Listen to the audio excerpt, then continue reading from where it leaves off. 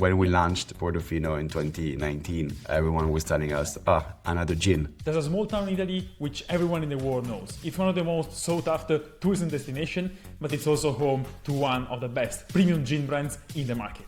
Joining me in the office today, we have Ruggero Raymo, co-founder and CEO of Portofino Dry Gin. Someone that used to have 2-3 gin tonics a week, maybe now are going for 1 gin tonic a week. The premium segment is a segment that is still growing. Ruggero got into the gin industry from sports without any knowledge of how the market worked or on actually how you could create a gin. But there's one thing he learned: how to build a brand and market it through partnerships. We went after 4 categories. We went after the fashion industry, we went after the art and photography industry, the high-end sports such as golf, sailing, horse jumping and tennis, and we went after the design category. This was an incredible conversation. We get a very exclusive inside look at Portofino and to the strategies that made the brand what it is today. It's basically creating this pyramid where at the beginning you want to be in those top accounts that your audience are going to, and as you create the awareness and people start noticing the brand, you then start going on to the off trade. This is one of the best inside views I got on the beverage industry from one of the best brand builders on the market, so I think this is a must listen for anyone that's trying to grow their own brand. You can create non-alcohol categories which stand alone and don't have to basically replicate the taste of alcohol.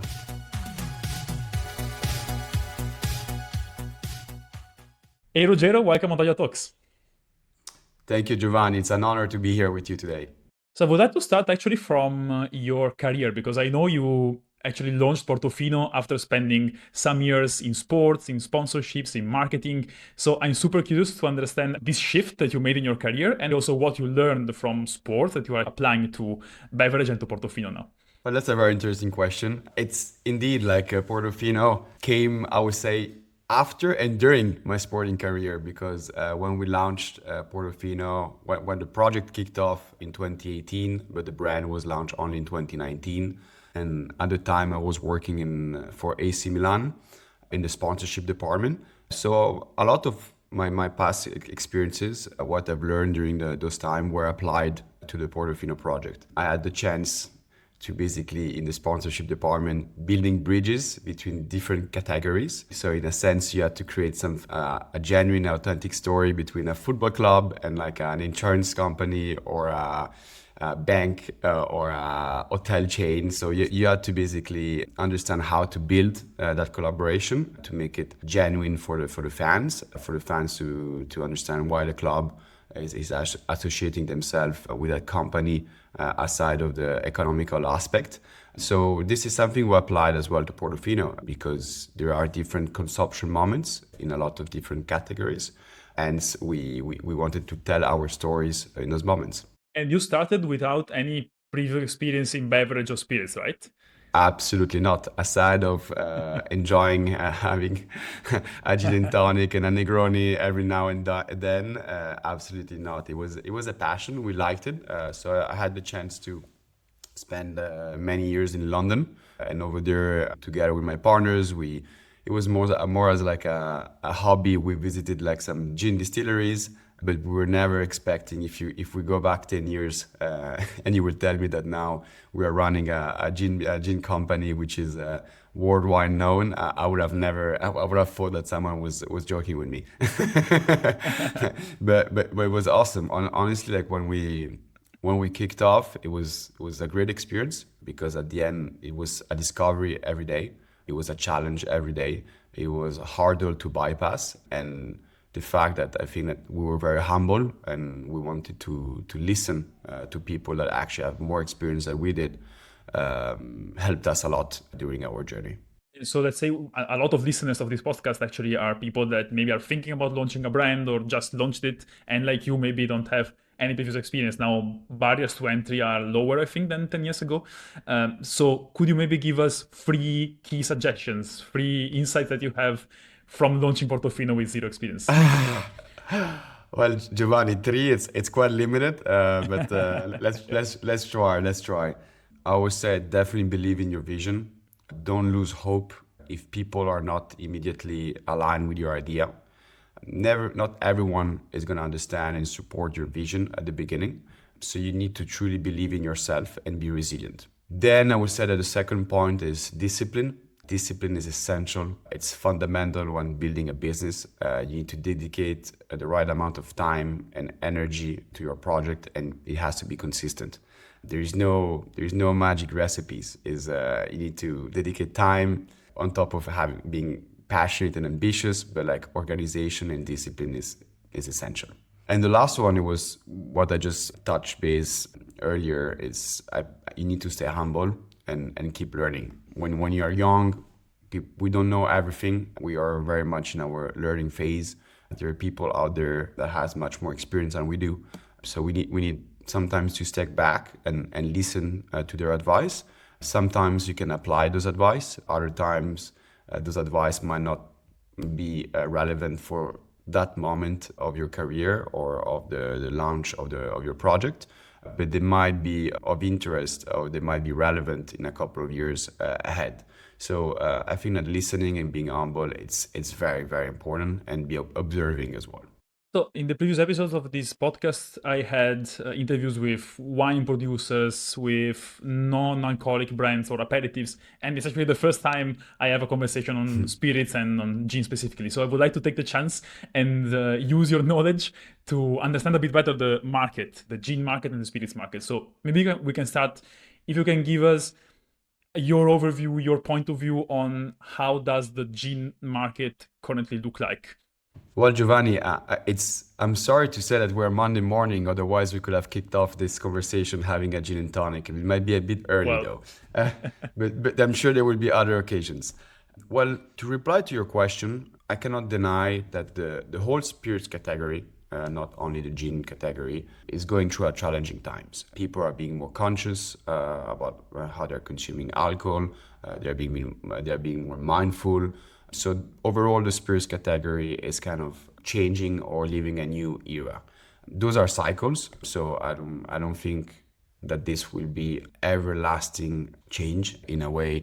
People, even though media have not been that attentionate to these issues in the past, obviously in the last 20 years, technology has been booming, but the consumption, the decrease in the consumption of alcohol has been happening since decades. Just media were not talking about it.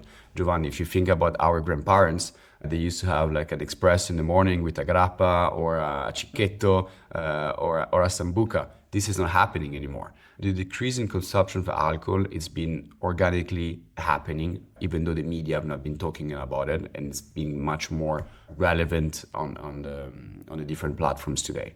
So this is something that is happening. We, as Portofino, we need to be aware of where the market is going. We need to be aware of this change in behavior. But with this said, there are still opportunities. People are decreasing their weekly or monthly alcohol consumption, but when they are going for that occasion, they're going towards a more premium product. So they're gonna prioritize quality over quantity. So this is something that it's happening. The premiumization effect, it's been going on since a couple of years now. So maybe someone that used to have 2-3 gin tonics a week, maybe now are going for 1 gin tonic a week. So the premium segment is a segment that is still growing. We're seeing the data as well. So there are still opportunities in that category. Hey listeners, just a quick interruption for me, just to say that if you're liking the show, if you think the guest is great, or if you think that the episode is being useful, consider subscribing to the show on your favorite platform and leaving us 5 stars and a comment on Spotify. That's really the easiest way to help me grow the show and to bring even more amazing guests in the future. And do you think the market is actually getting a bit saturated with new brands or like older brands launching new products? What do you think is happening in terms of saturation? Well, I guess you're referring to the gin market. The gin market has been, to be honest, it's been booming since the early 2000s. That's when the main gin markets arrived. Gin has been living a phenomena like what wine lived like a couple of decades ago as well, where people were not interested only about the aesthetics of the bottle, the wine itself, but they wanted to know the provenance. They wanted to know how it was made, what's the story behind the producers. So this is actually happening in the gin industry as well. People don't want to know only that we said that the front page of the brand or the liquid. They want to know the whole story. So the gin market now, if you want to launch a gin brand, you need to make sure that you have an authentic story. You cannot have only a beautiful bottle or a liquid that mirrors the beauty of the bottle. It's as good as the packaging of the bottle. But it's important that there is like a story that is genuine behind it. Regarding the gin category, it's been saturated since we launched. Yeah, there are many gins in the category itself. I cannot hide it. This is when we launched Portofino in 2019. Everyone was telling us, another gin. It has been like I always said the most recurring phrase I heard at the beginning when we launched. But you don't need to lose hope. You need to continue to believe in your vision, and you need basically to adapt your strategy. You can pivot it and find ways of creating the brand call and basically creating the awareness behind your brand. So you think there's still room for growth in the market in general? Well, the gin market is obviously divided by different tiers and different sub-segments. As I was saying earlier, the standard and I would say the lower segment are the ones that are currently more suffering. If you go in the premium and ultra premium categories, those ones have been more growing in the past few years, and I still see opportunities there. But with this said, like if someone wants to launch nowadays a gin, you need to make sure that people want to come to visit. Like alcohol tourism is something that is happening as well in the past years. So you need to make sure that you're sustainable, that you associate yourself with the location that people can visit, that basically you have a story behind that is real, that you have strong roots with your territory, that your liquid highlights the local terroir. So there's a lot of elements that need to be thought of before launching a brand today. Has this overall assessment of the market you just made changed since 2019 when you launched the brand? Or do you think, it's... Yeah, okay. Yeah, absolutely. Well, the past 7 years have been crazy. We've seen it all. We've seen it all. So absolutely.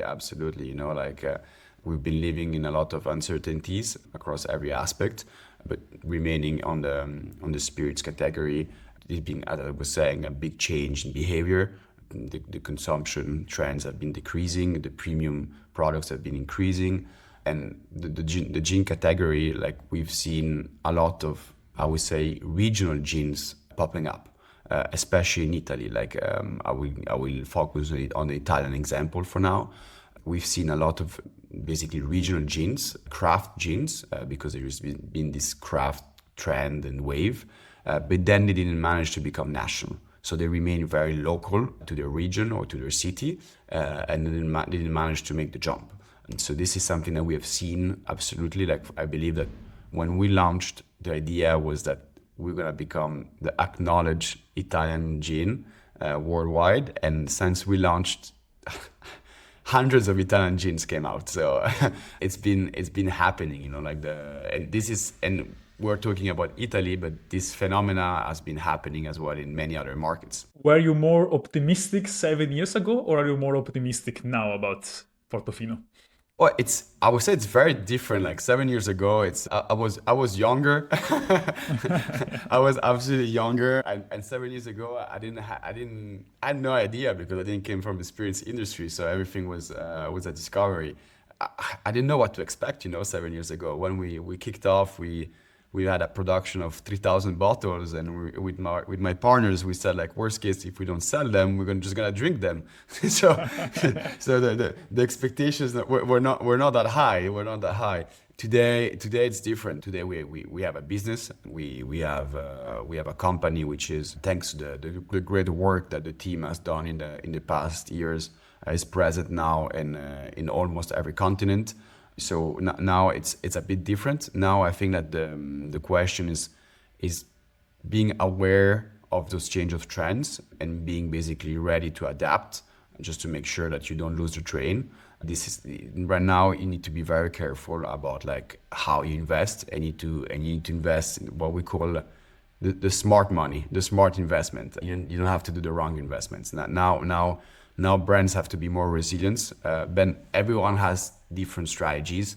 We are more for the long-term vision than having a short-term strong investments and then like trying to have basically an acquisition. So everyone has different kind of strategies. This is not our strategy. And since we mentioned about the consumption, people drinking less, are you afraid in some way of all the new no low alcohol products coming to the market?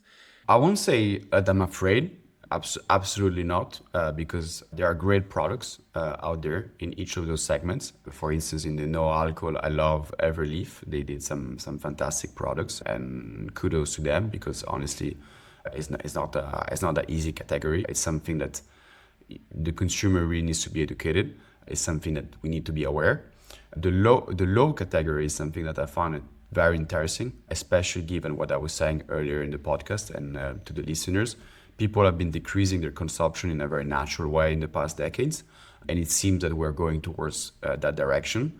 And actually, I will give you a little teaser and anticipate you a news on this because we will be launching a new product as Portofino on the 1st of June, and it's towards that direction. Okay. Because we do, our soul is still to be a spirits producer. So we're going to remain in an alcohol portfolio. But we do understand that the consumers are being more mindful about how they drink their alcohol habits. So considering some mid-strength products is actually pretty aligned with where the world is going today. So it's gonna be you just killed all my schedule for this interview because now I want to know everything about it. So it's going to be lower strength, not non-alcoholic.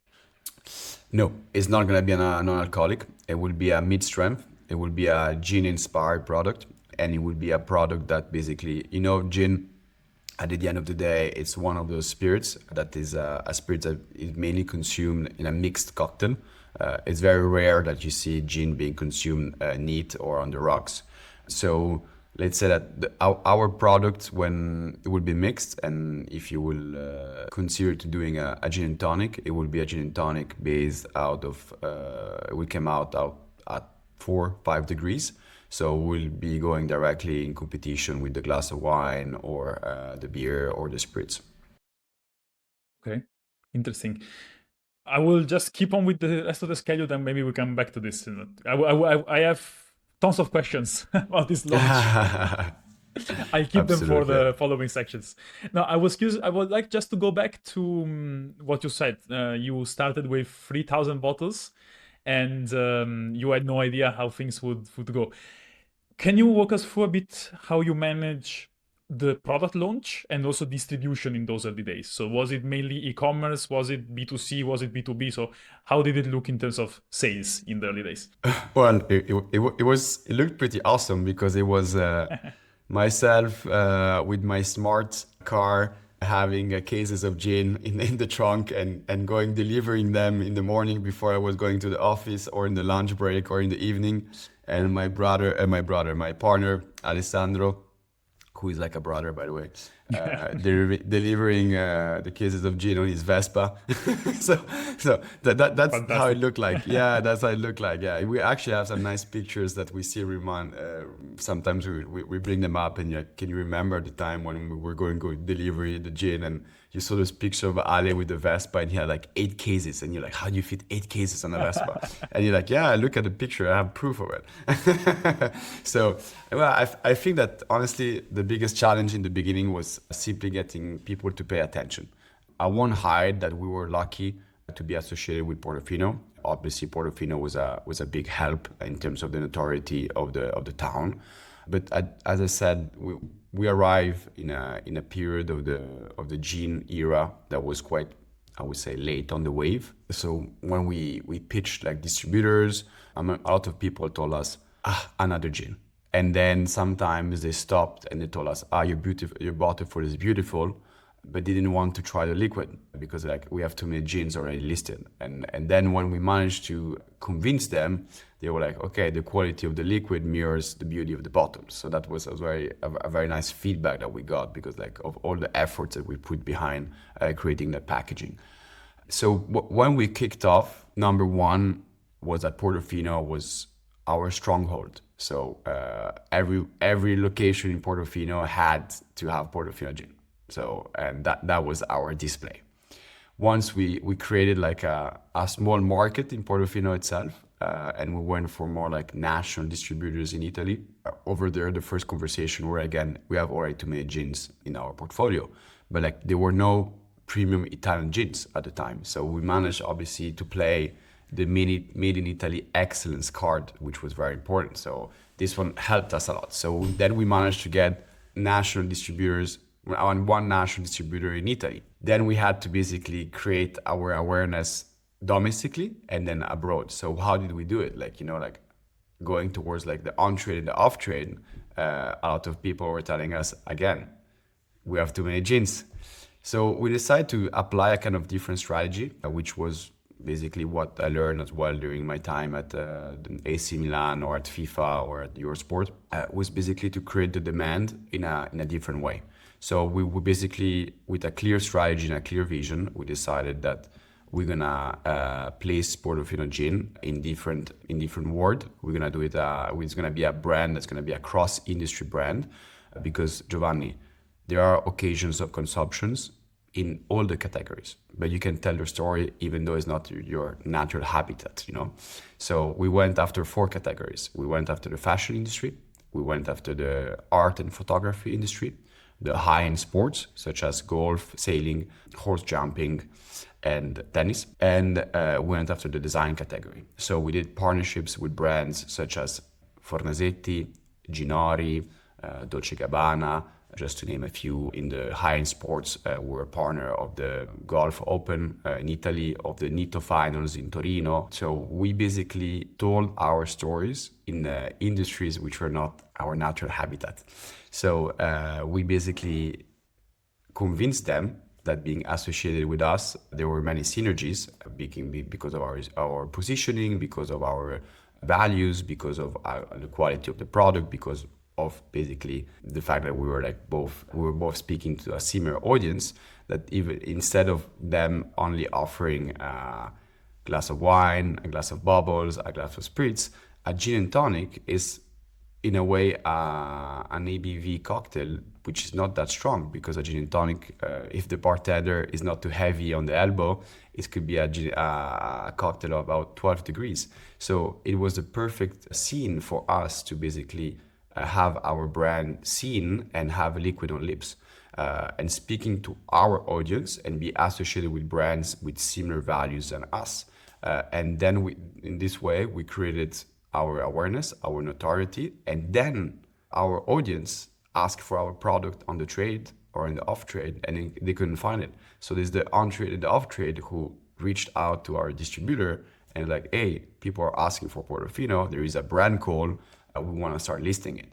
So that's how it happened. So we kind of did it the other way around. We didn't went for the on-trade Oreca category. We went for the lifestyle category, and we created demand and we created awareness in a very subtle and elegant way, because that's how we place Portofino.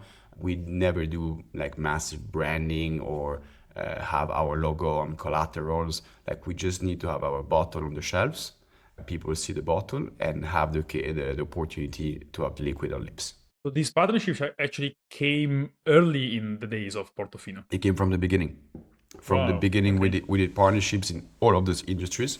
It was kind of my bread and butter. So this is something that I wanted to apply. I wanted to apply straight away, and we really, as well, we're very refined and selective in the categories we wanted to introduce Portofino to. So we always remain focused on those 4 categories. And every year we basically build up the partnerships. We try to have partners. For instance, we have partners like My Style or MC2 that are partners since the first year that we've been working together. And so we're talking about years and years and years of collaboration. Then we have partners like Artemis in the design industry, which they're right now they are worldwide acknowledged as like one of the most unique design brand out there. And we started with a partnership during Design Week in Milan, and now our partnership is a global one. We have collaborations in Milan, London, Paris, New York, and so on. So and as well, the partnerships is something that you need patience and you need to build it like step by step. So we started with one event together in Italy or wherever the base or wherever the event was. And then from there, we build it up during the years. So we didn't went for straight away the Met Gala of the events. We built it years on years. We added a small brick and we made the partnership long lasting, and basically we grew together. So nowadays I can be, I would say, very proud that at the AWC boutique, so the watchmakers, they serve you the gin and tonic Portofino. And we always try to, our partnership, they need to have a genuine story behind it. IWC, they have the IWC Portofino collection. So there is a story that you can tell. With the MC2, the swim shorts that we did together, they have some cocktails on it. Those are the most consumed cocktails in Portofino. With My Style, they have like traveling accessories. So you basically are telling the story of the weekend to Portofino. So in each of those collaborations, or with Acqua di Parma, they are icons of the Made in Italy excellence. So they obviously we look up to them. So, but that's where we intend to go. That's our inspiration. So our brands really fit well together. So all of those elements it's very, very important that when you build a partnership, there is as well a storytelling element, and I need to be there because nowadays the audience and the consumers, they want to identify themselves with the brand, and you need to tell them a story which is real to them. Otherwise, they're going to feel deceived. I'm curious about something. So the brand now is actually distributed everywhere. I mean, I find it in supermarkets in Luxembourg. You find it everywhere in Italy, every bar, every restaurant. What's the trade-off between this widespread positioning on all the main channels and the premium feel that you still are keeping? I mean, if the product gets served in an exclusive boutique like IWC, it's without any doubt a premium product. So what's the trade-off between being so widely distributed and keeping premium positioning? Well, Giovanni, it's a many years strategy. So first of all, we kicked off being an on-trade brand. We are an on-trade brand. When we start with the new market, we only focus on the on-trade. We are selective about the type of accounts we want to be in. So we always value quality over quantity at the beginning.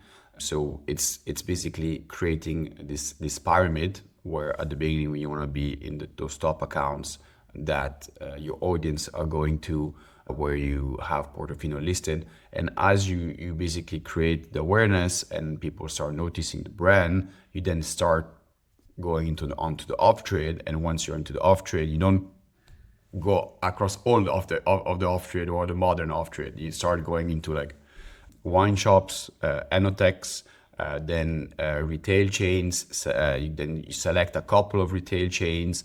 Once you did a good work with them, maybe you expand them. You mentioned supermarkets. So for instance, in Italy, we started with a GDO only this year. So even after 7 years, we decided to kick off the GDO, the supermarket, only after 7 years, to don't dilute the brand, to keep its positioning and its premiumness. So you need to be very careful of not being tempted to get the quantity order in at the beginning, because then there is a strong risk to have a damage of your brand. If you want it to be perceived as like a high-end on-trade brand, you need to do it step by step. At one point, there are fantastic brands like Gin Mare or Monkey 47. They are in the GDO, but they've been out there on the market since decades. So naturally, you're gonna arrive into those channels at one point, but you just need to be patient. You need to be patient and you need to wait for the right moment to get into that kind of channels. Which are the main channels for you now? in terms of percentage of sales? Well, honestly, it's every market is different. Every market has like different consumer consumption habits, so it depends. Like it depends on which market we're talking about. If we're talking about Italy, I would say that we're still a very much on-trade brand. We're about 65% on-trade and 35% off-trade. And which are the main differences you see between different markets? Oh, well, it goes from how you consume the gin to the consumption habits. Where are those happening, you know? So just to give you a couple of examples, in Europe or in Italy, gin is mostly consumed into gin and tonics. This is, I would say, the most popular cocktail. If you go to the US, gin is mostly consumed into Negronis or martinis. Dry martinis are having a second youth. But then if you go to South Africa, people are consuming gin on the rocks or neat. So it's very different from market to market, and this is very important. And I like to highlight it to the listeners that you need to be careful. Don't apply one strategy and replicate it from one market to the other, because there is like some culture differences from every countries. So you need to be ready to pivot and to change and to adapt yourself to be able to basically be relevant for the consumers. Could you give us an idea of like how you managed an entry in a new market, given all these complexities and all these differences? So like a practical use case of how you successfully launched Portofino in a new market. So for us, market entry was always very organic and relation driven. So we are in an industry which is fantastic because it is very much a human relationship. It's really much based on relationship still.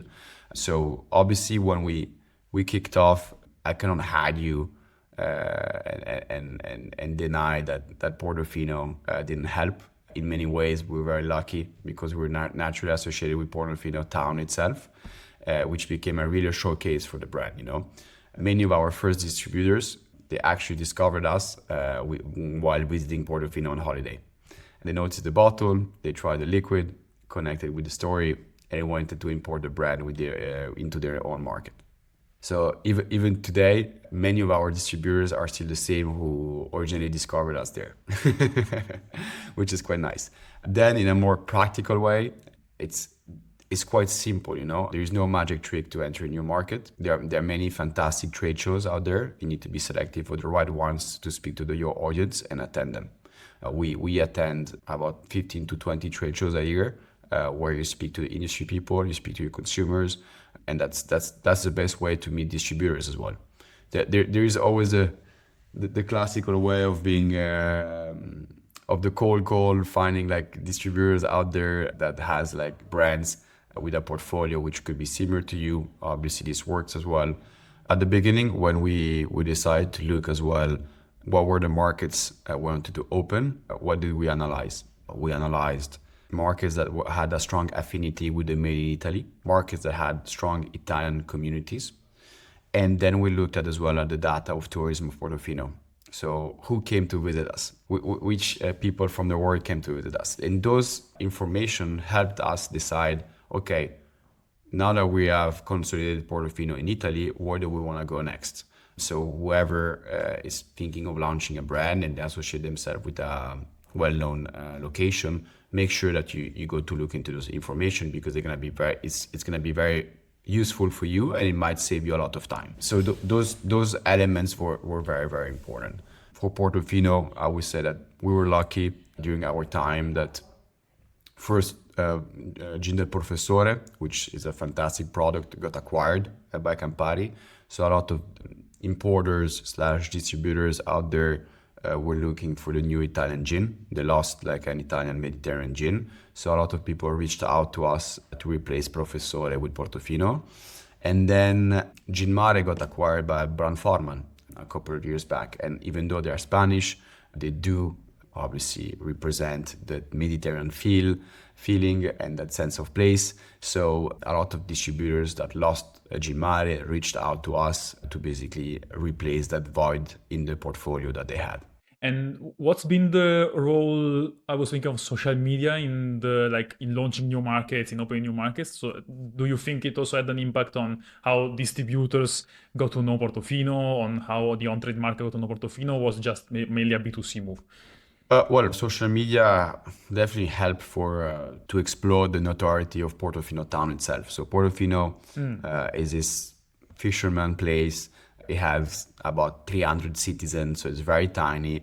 It got very popular in the 60s and the 70s because it was a location, a destination of inspiration for many celebrities like Hemingway. Like a lot of people came there to basically got inspired and it became very popular at a global level. Then in the late 90s, its fame faded a bit, but then in the 2000s, social media came back. So Portofino was again on the map, and as you know nowadays, like the social media helps to build notoriety. So it definitely helped having Portofino town being so well known global wise, and obviously we were naturally associated to the town itself. So it helped. It helped. I cannot deny it. It definitely helped a lot. What was trickier for us was to at one point build the Portofino brand.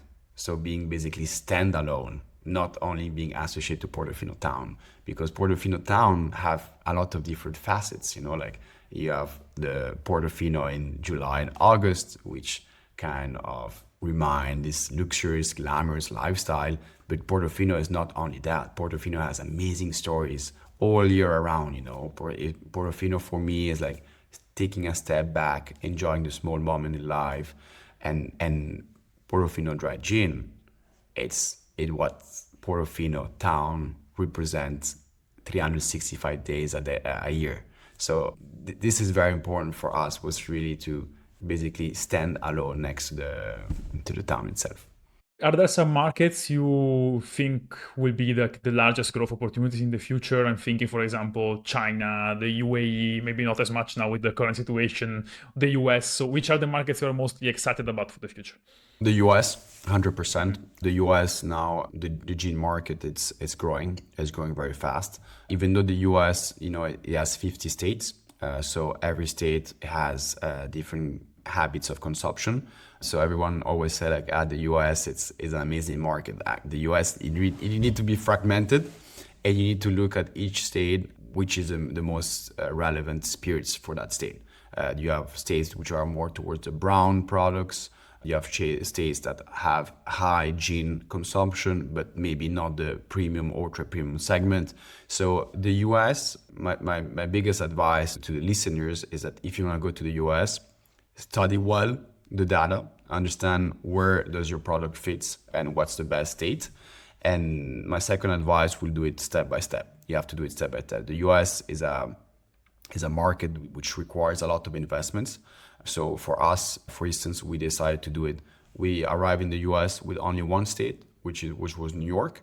Then we opened Florida, and we have what we call those two anchor states, which are like those our main markets. And then we added some satellite states to build the brand around our anchor states. So we opened South Carolina, Georgia, all states that were close by our anchor state. And once we're gonna build up our notoriety and consolidate those markets, we're gonna continue our growth national-wise by opening other states.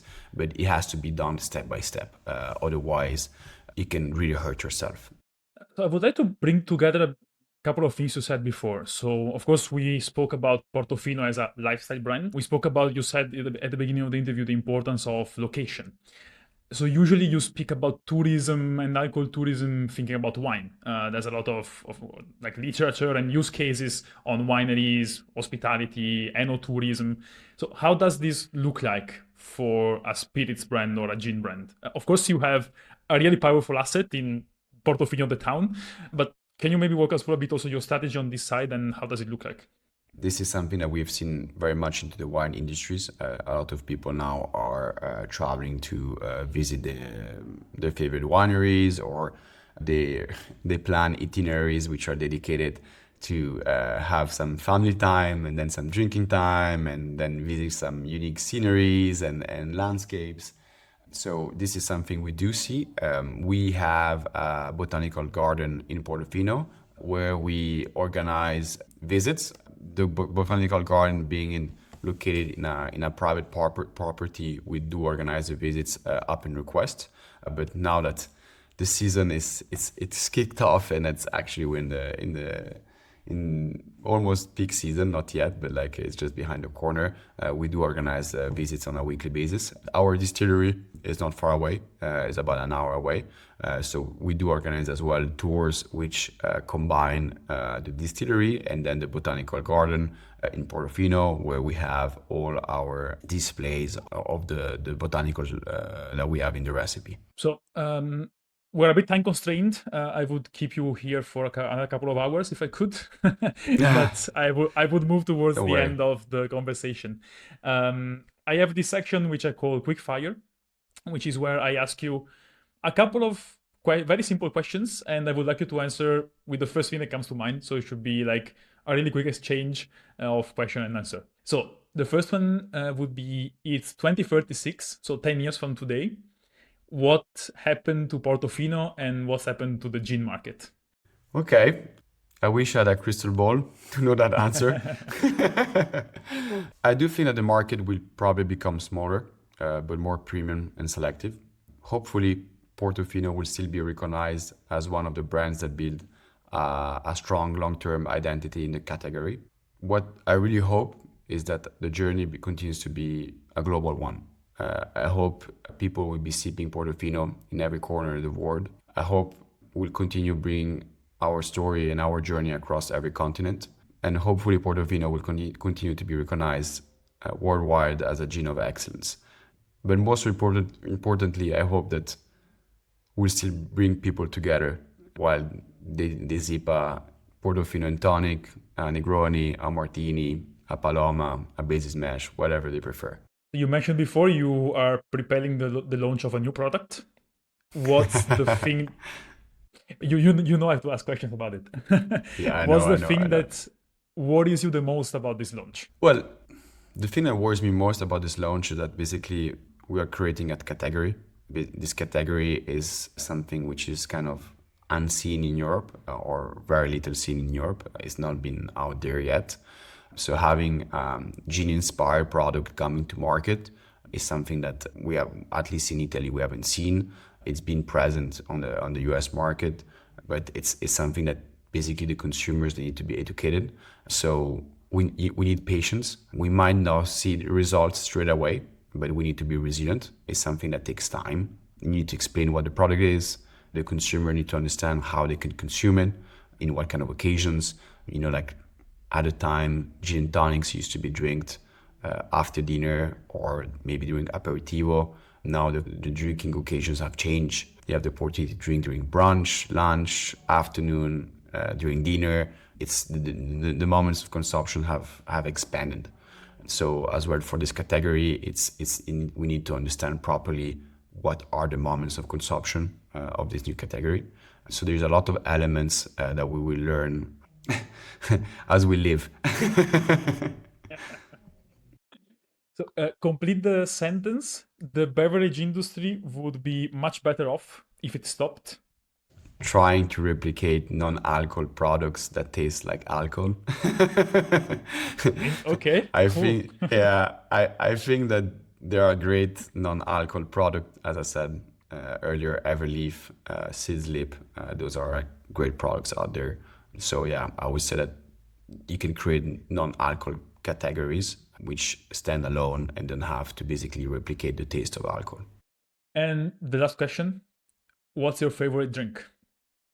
Oh, I'm a very simple person. I will go for a gin and tonic every day. Ruggero, it was a fantastic conversation. Thank you for being on the show. Thank you, Giovanni. It was a pleasure being on the show.